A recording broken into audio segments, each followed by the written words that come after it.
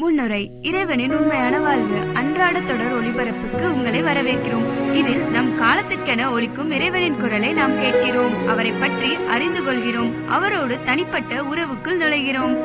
அத்தியாயம் 125. ஜூலை 31, 1990. என் ஆண்டவரே, உம் வார்த்தை உறுதியளித்தது போல என்னை உயிர்ப்பியும். என் மீது கிடக்கும் இந்த ஆர்வமின்மையின் உணர்வை என்னிடமிருந்து அகற்றும். ஏனெனில் இன்னும் எவ்வளவு காலம் நான் இந்த உணர்வை கொண்டிருப்பேன்? பக்தி ஆர்வத்தின் ஒரு நிலையான உணர்வை என்னில் ஊற்றும். முது பரிசுத்த ஆவியானவரை என்னிடமிருந்து அகற்றி விடாதிரும். வசுலா, உன்னிடம் தயவோடு இருக்கவும் என் திரு இருதயத்தில் உன்னை வைத்துக் கொள்ளவும் மட்டுமே நான் காத்து கொண்டிருக்கிறேன். நீ மட்டும் என் கட்டளைகளை அனுசரிப்பதில் விழிப்பாயிருந்தால் உன் ஆவி என் ஆவியோடு இடைவிடாமல் இணைந்தே இருந்திருக்கும். நீ முறையிடுகிறாய், நீ முணங்குகிறாய் என்றாலும் ஆன்மாவே, உன்மீதுள்ள அன்பாலும் பரிதாபத்தாலும் என் திரு இருதயம் நிரம்பி வழிகிறது. நான் உனக்கு தந்துள்ள அனைத்தையும் நடைமுறைப்படுத்து. என்னுடைய பிரசன்னத்தை நினைவில் வை. ஒரு முயற்சி செய். நானாக இல்லாத அனைத்தையும் உன்னை விட்டு தூர விலக்கியே வைத்திரு. உன் கண்களை என் மீது மட்டுமே பதித்து வைத்திரு. நீ என் வார்த்தையின் ஒரு கப்பலாக இருக்கிறாய். ஆயினும் முதல் நீரோட்டத்துடன் என்னை விட்டு விலகிச் சென்று விடாதே. நான் உன்னை அழைத்து உன்னை மனம் புரிந்து உன்னை என்னுடையவளாக்கி இருக்கிறேன். இந்த நீரோட்டங்களின் வழியாகவும் இந்த சூறாவளிகளின் ஊடாகவும் நீ கடந்து வர வேண்டியுள்ளது என்றாலும் நான் உன்னோடு இருக்கிறேன். இவை உன்னை வேரோடு பிடுங்கி விடாது. விரியன் பாம்பின் வலையொன்றில் நீ நடக்க வேண்டியிருக்கிறது என்றாலும் நீ கடிக்கப்பட மாட்டாய். நான் உன் பாதையை எளிதானதாக ஆக்கியிருக்கிறேன்.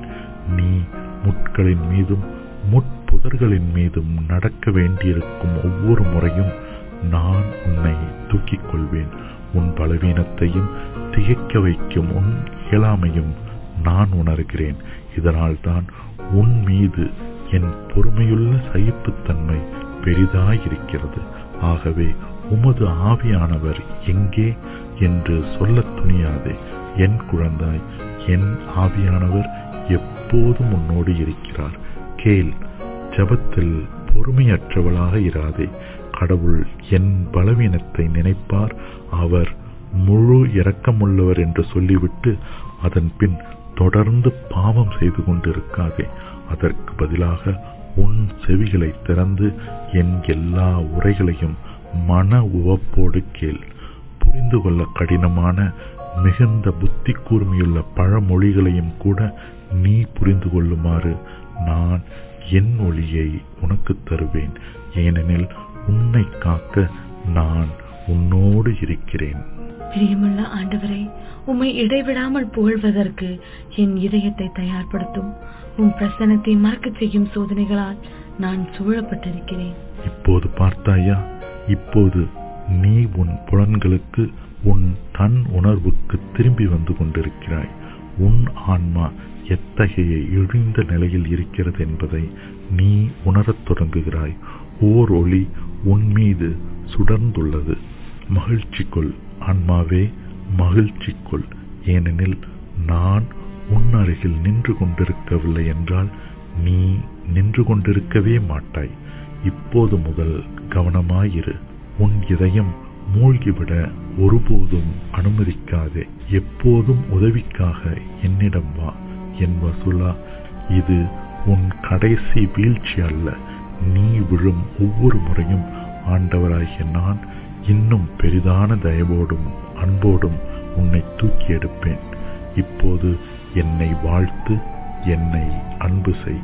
ஆண்டவரே, தந்தையை போல் என்னை வளர்த்தவரே, நான் உம்மை வாழ்த்துகிறேன். என் பாதங்கள் உமது நீதியின் பாதையிலிருந்து மீண்டும் விலகிச் செல்லும் என்றால் என்னை காப்பாற்ற விரைந்து வாரும். என் பிரம்மாண்டமான பலத்தை சார்ந்திரு, என் அன்பை சார்ந்திரு.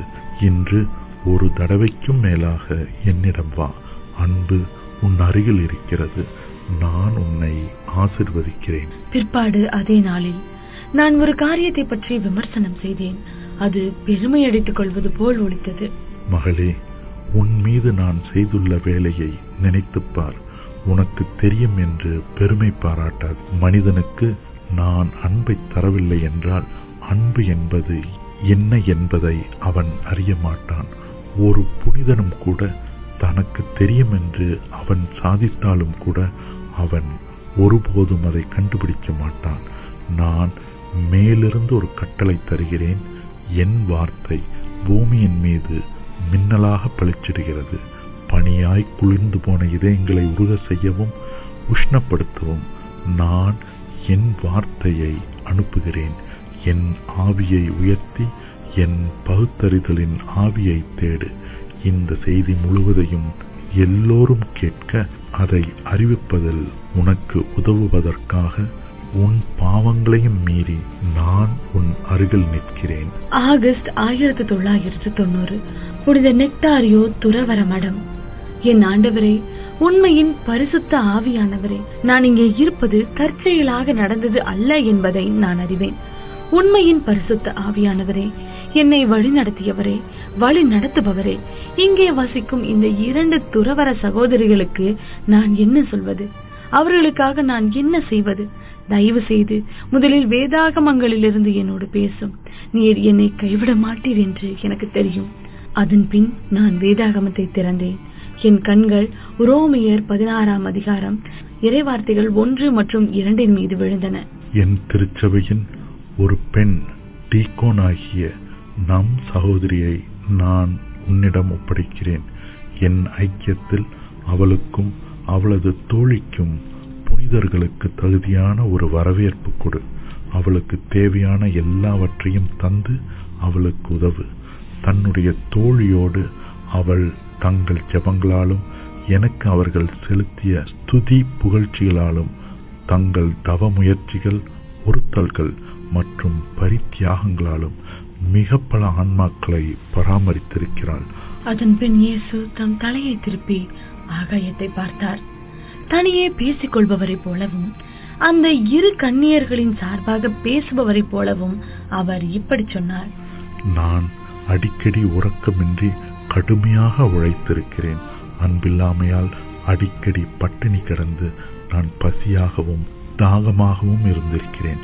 அன்பில்லாமையால் நான் குளிரில் இருந்திருக்கிறேன். ஆகவே என்னை வாசிப்பவர்களே, என்னை நீங்கள் பராமரிப்பீர்களா? என் ஆட்டுக்குட்டிகளை என்னை தொந்தரவு செய்யாதீர்கள்.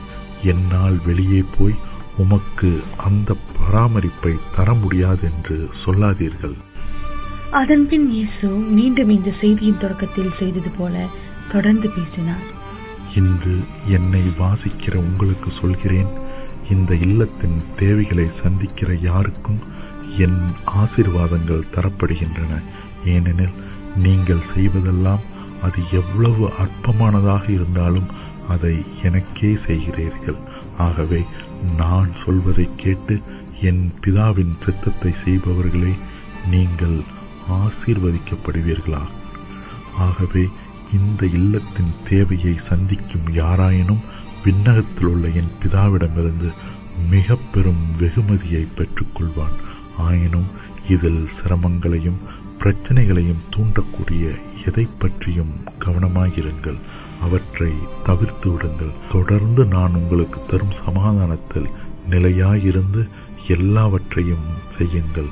அன்பானவரின் பொருட்டு எல்லாவற்றையும் அன்பில் செய்யுங்கள். நான் கேட்பதெல்லாம் அன்பு மட்டுமே.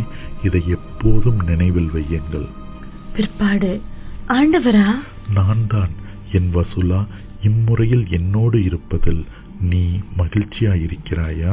ஓ ஆம் ஆண்டவரே, உமது திருப்பெயர் போற்றப்படுவதாக. அதிகமாக ஜெபி. இது என் அறிவுரை.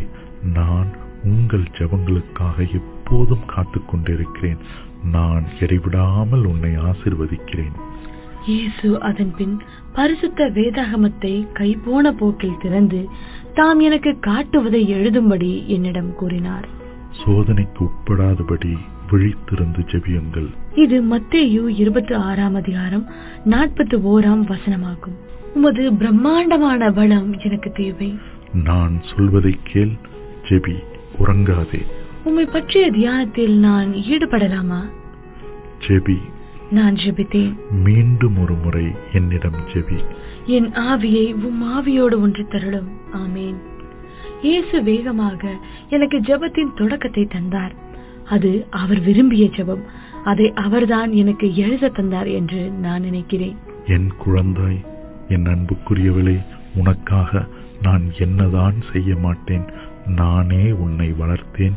இப்போது நீ யாருக்கு சொந்தமாயிருக்கிறாய் என்பதை புரிந்து கொள். மகிழ்ச்சியாயிரு. நான் அதைவிடவும் அதிக மகிழ்ச்சியாயிருக்கிறேன். அப்படியானால் அதை காட்டு.